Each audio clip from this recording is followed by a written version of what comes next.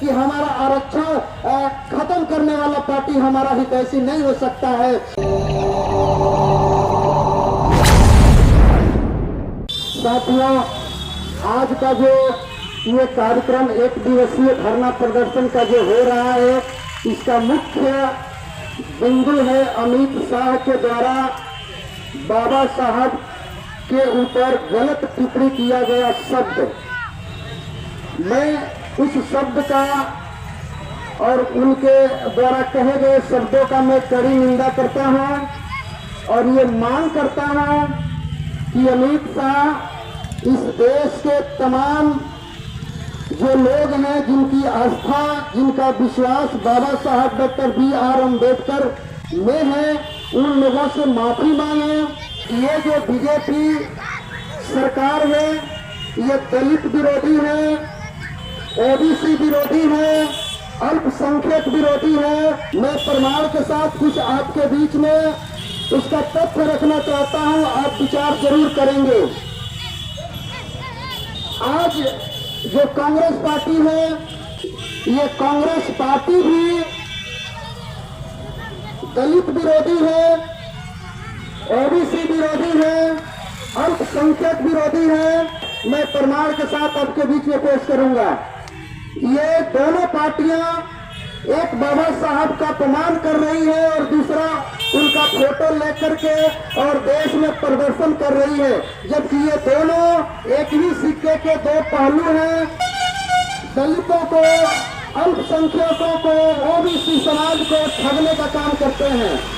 अगर ये लोग दलित हितैषी अगर हैं बीजेपी सरकार, तो हमारे दलित भाइयों को नौकरी में जो रिजर्वेशन में प्रमोशन है उसको क्यों बंद कर दिया है? मैं पूछना चाहता हूं उस बीजेपी सरकार से, जिस सरकार ने दलित हितैषी बनने का काम कर रही है। SC/ST एक्ट को जो खत्म करने की चेष्टा कर रही है, वो दलित हितैषी कभी नहीं हो सकती है। इसलिए ये दलित विरोधी है बीजेपी सरकार और कांग्रेस सरकार, ये दोनों मिली जुली सरकारें हैं। हमें अपने आंखों को खोलना होगा, हमें समझने की जरूरत है। SC/ST आरक्षण में वर्गीकरण का जो कानून लाया गया, ये सरकार SC/ST हितैषी नहीं हो सकती है।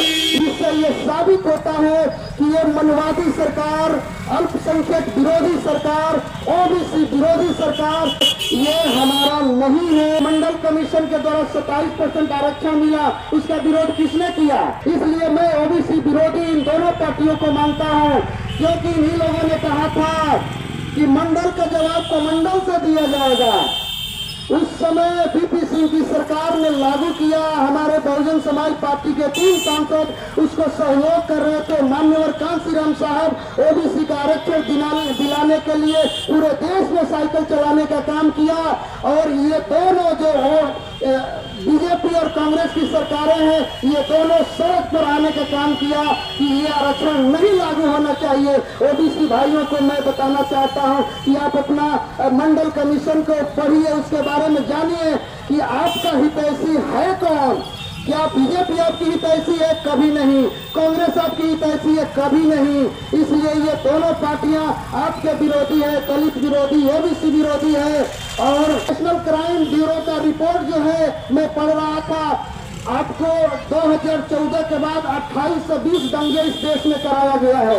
2820 दंगे इस देश में ये सरकार ने कराया है। उसमें कौन लोग मारे गए हैं? हमारे अल्पसंख्यक समाज के लोग मारे गए हैं, हमारे SC/ST के लोग मारे गए हैं। आखिर ये सरकार हमारी इधर कैसे है? ये सोचने वाली बात है। साथियों, जितने लोग इस बात को सुन रहे हैं, आप समझने का काम करिए, क्योंकि ये बात साबित करता है कि हमारा आरक्षण खत्म करने वाला पार्टी हमारा हितैषी नहीं हो सकता है।